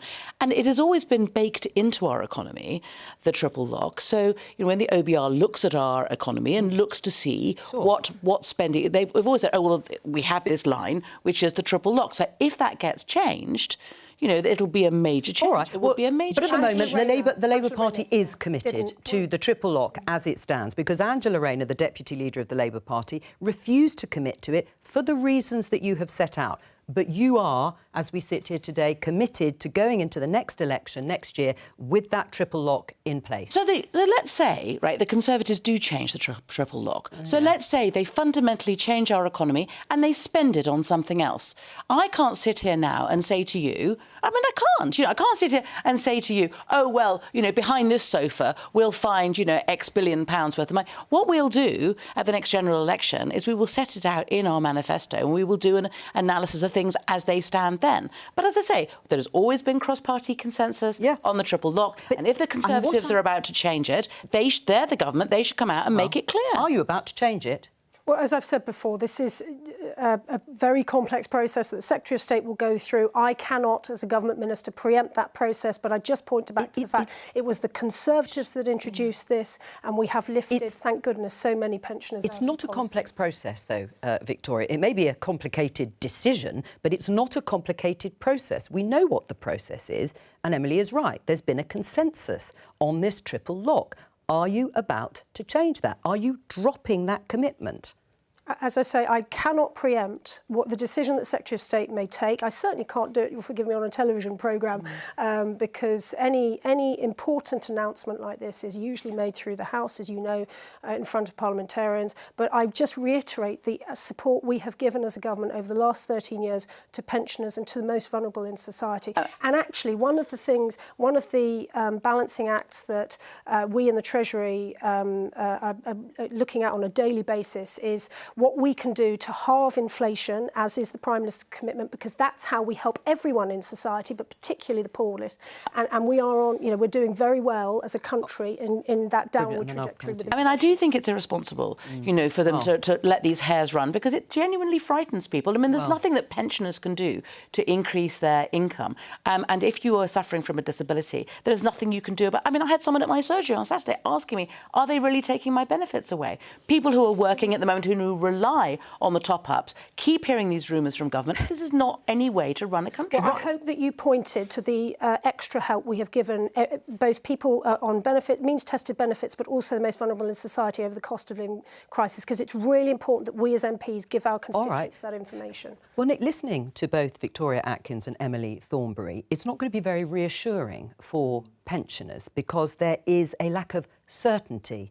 On the other hand, are either party going to go into the next election not committing again to the triple lock? It is worth just pointing out to Victoria as well that this time last year, the Chancellor, Kwasi Kwarteng, then did say, preempting the process, that the government was committed to the triple lock, although I know the Treasury's changed quite a lot since those days. Look, the simple answer is we don't know what the parties are going to say in their manifestos, and there are real questions being raised about it. Mel Stride yesterday saying that it's not sustainable in the very, very long term. Well, that was a long way forward. Question over what that actually means and whether the Conservative Party is now doing its sums to think, is this something that we're going to promise the electorate? But one thing that keeps coming back is this idea, and it's for benefits as well as pensions, that the Treasury might go for a slightly below inflation sum by saying, well, look, we gave all these bonuses to public sector workers, and that artificially inflated inflation. So they're stripping that out of the calculation. That's one of the things that we're told is being considered. Is that it being option, considered? Victoria? I can't comment on future fiscal events. I never can. No, but is it being considered, Victoria? It's not about is that the decision. Is it being looked at? We are absolutely laser focused on inflation. If you look at all the work going on across government, both in terms of the energy price guarantee last autumn, which dampened inflation by 2 percentage points, according to the OBR. Well. If you look at the work we're trying to do to encourage more people into the workforce, workforce, because the tight labour market and wage inflation is having an impact on inflation itself. And it is inflation that's hurting people, and that's why the PM's made it his #1 priority. I mean, again, when we look at benefits, so universal credit, for example, people expect it to go up in line with inflation. It was the big rebellion that Liz Truss faced this time last year, I seem to remember. A lot of people who are now around the cabinet table were saying that it would be appalling to even consider real terms cuts to benefits. I assume that's the same position this year. Well, if we look back a year ago, we had inflation running at around 10 to 11%. We are now in a much better position with inflation, and we're beginning to see, we saw the figures earlier this week about wages going up. That's great news for people. And food inflation is coming down. So all of these very different metrics are changing. So we are in a different fiscal position, different inflationary position than we were happily. But it's the cost, you know. If you focus on inflation, and of course that's important, but the cost of it is having interest rates so high, and people having a real problem when it comes to their mortgages, which means that they have to tighten their belts, which means that they're not able to spend so much money, which means that we don't have as much confidence in our economy.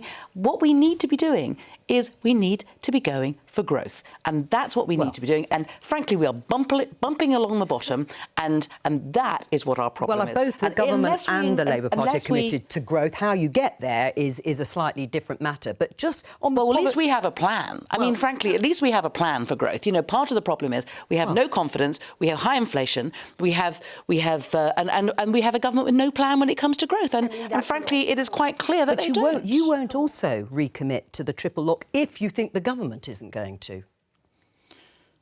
Well, I've explained why that is. I mean, I've explained that if they fundamentally change our economy, if they take away the triple lock, if they spend it on something else, then what we would need to do is we would need if we were going to bring the triple lock back, we would need to find money from elsewhere, and that sort of commitment cannot be made at the moment because we need to be looking at what kind of mess our economy is after another year of Conservatives being in charge. Does that mean if the Conservatives don't change it before the general election, you will go into the general election saying we will keep the triple lock because we believe in it? We are completely committed to supporting our pensioners. You know, we know that what you need to do is you need to be able to make decisions in the long term. Of course you do, and pensioners need to understand that. And the benefit of the triple lock is that it does bring lots of different factors in. So you're putting and short-term there. turbulence should not be affecting the decisions that are made. But we're not committing to our spending plans now because we will be putting out a manifesto closer to the time when we have a better understanding of how bad the economy is. And I tell you, it's pretty bad now. Well, let's just return to Prime Minister's questions and Sir Keir Starmer questions to the Prime Minister. It was along the theme of broken Britain, which he has obviously used before, this time around security. What was he trying to show or reveal? I think we're having this conversation almost weekly at the moment that Keir Starmer tries to turn up and say, look, stuff isn't working and you had plenty of time to fix it and you've not done it. So there was the mixture of saying that the prisons hadn't had the proper funding they needed, that the government hadn't had enough foresight on China and also on immigration, that the plan wasn't working. But we return always to the question that's then thrown back at Labour is what are you going to do differently to fix it? And I'm not sure we really got much of that from Keir Starmer today. I know that later in the week we are going to hear more from Labour about their immigration plan. But when it comes to things like China, I'm not too sure what Labour would actually do fundamentally. I can tell you. So when it comes to prisons, the Conservatives have committed to spend £4 billion on having 20,000 places. You know, where are they? I mean, it's like the... Yeah, well, we've built a course. I mean, how long do you... So it takes 7 years to build a prison. I'm a former prisons minister. We opened 3 prisons in the last couple of years. The amazing HMP 5 Wells is the future of prisons. It's focused on rehabilitation. It employs hundreds of people locally, and we want to roll those prisons out because we recognise that historic buildings such as Wandsworth, you know, we want to improve on them. So all I'm saying is please build a bit faster than you have done your 40 new hospitals. So I think that's number one. I think number two, what we've said is that it's absolutely wrong to have somebody who's a Cat A prisoner at Wandsworth. I mean, that's ridiculous. And we're talking about Daniel. High security prisoners, you know, being able to wander around a kitchen, stick on a chef's uniform and climb under a van. I mean, what is that about? Well, what is that? Well, let's what is that about? It's dangerous territory for Labour because the number of escapes from closed prisons has dropped dramatically since 2010. And one of the reasons for that is because we have put £100 million worth of investment into security measures at the very doors of prisons. I've seen them myself, these amazing body scanners that detect covert substances, tiny mobile phones that prisoners use to try and get around the system. But get into a big scanner. But I did it at they're Pentonville, extraordinary. and they'll put you in a scanner and they can see whether you've got wind. And that's because we have It's extraordinary. invested Revealing. in those Very measures. revealing. But in terms of, what's really interesting is that there is, I think, a real difference emerging between both sides, which is that of trust. And today, the PM referenced it, that, Sir Keir has stood up and talked about wanting to build houses, and then later tonight he's going to whip his peers to vote against measures that can build 100,000 more homes. All right. Well, since you've raised that issue, just to explain to our viewers, this is a suggestion or a proposal, I should say, from Michael Gove, the Levelling Up Secretary and Housing Secretary, to, in some ways, to coin a phrase, water down, as critics would say, the sorts of environmental protections that are in place that house builders say prevent them building houses. Some people might say, Victoria, that is not, that's a retrograde step to do that. Well, with the regulations themselves they're EU regs, and we are saying one of the advantages of having left the EU is that we can set our own regulations. And actually, when I look at the needs of housing across the country, this will mean 100,000 more homes and for there families. is an acute we need to do this.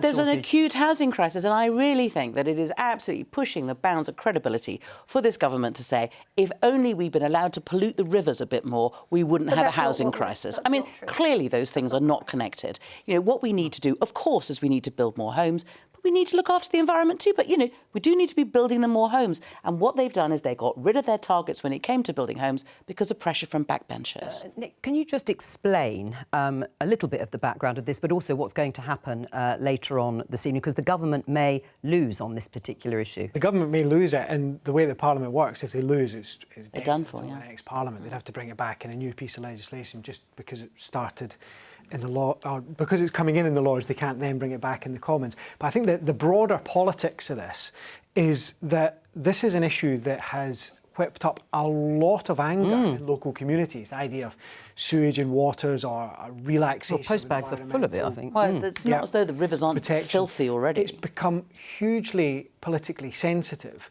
And I just wonder, is Labour about to, after this vote tonight, try and get on the front foot by saying, well, look at what could happen as a result of this.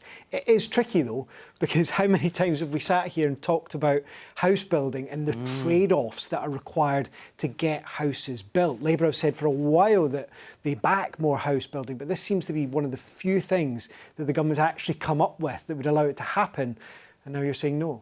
I'm saying no, because we're saying that there always has to be a balance, and our rivers are filthy enough, and frankly, we don't need any more runoff going into our rivers. What we need to do, we need to build houses in the right way, in the right place. I'll tell you one thing that we do, what our amendment is saying is we should be putting the decision about building homes and the interests of the environment together as one decision. So at the moment, you have to have sign-off from one, and then you have to have sign-off from another. And actually what we're saying is consult on doing that better so that you put the two decisions as one, because they should both be priorities. Except Michael Gove would talk about, not in my backyard, NIMBYs, people who block house building for reasons that aren't justifiable. But Victoria, is it justifiable? What is the justification for, in some way, relaxing the regulations?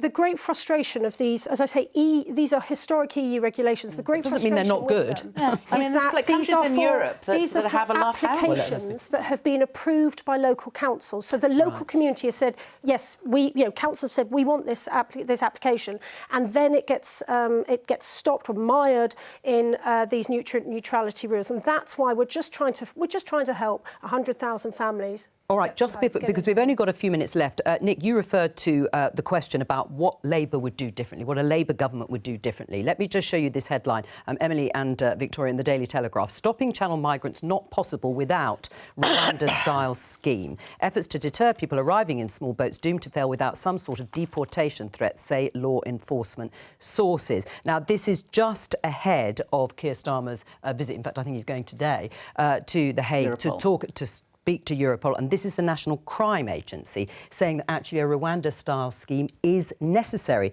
That is a blow to Keir Starmer and Labour, who say, we don't need the scheme, we're against the scheme. The headline's one thing. What actually they said is something else, OK? So they said, you need to have a returns policy, and of course you do. And the central fact is this, right?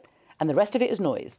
Is that the number of returns of people who've come here, taken the mickey, and who ought to be returned, has gone down by 70% since this government was elected. What would your removals but what would your removals plan be? So what we would do is we would have a proper relationship with other countries, whereby we would have like Albania. Like Albania, like France. You know, remember Priti Patel being banned from France? Remember Liz Truss saying that she didn't know whether Macron was a friend or foe? You know, we would have a proper relationship with France, and we would have an agreement with them when it comes to who should be. How would you get that? How would you get that when the government hasn't managed it? With the EU, for example? Well, for example, we wouldn't spend our time insulting them. We would actually sit down and talk to them, and we would say, here's something we'll do which is to your advantage, and here are things that you can do that are to our advantage. So, for example, take back certain people, but on the other hand, if it's a family reunion, you know, we will help facilitate that. You know, there can be safe and legal routes, but you could point to Rishi Sunak's success, I suppose, on the Horizon scheme, on the associate membership. But it's interesting that Labour is gaining ground on an issue that you, the government, have failed on, which is stopping small boats. So I think it's a really interesting contrast that when Keir Starmer wants to talk about illegal immigration, he pops across the channel to talk to other lawyers about policy overseas, whereas Rishi rolls up his sleeves, gets to listen to people in Dover.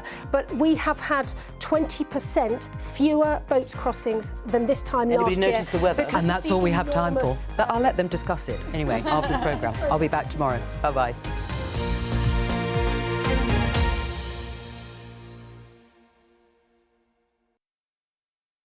You know what they say. You'll get square eyes.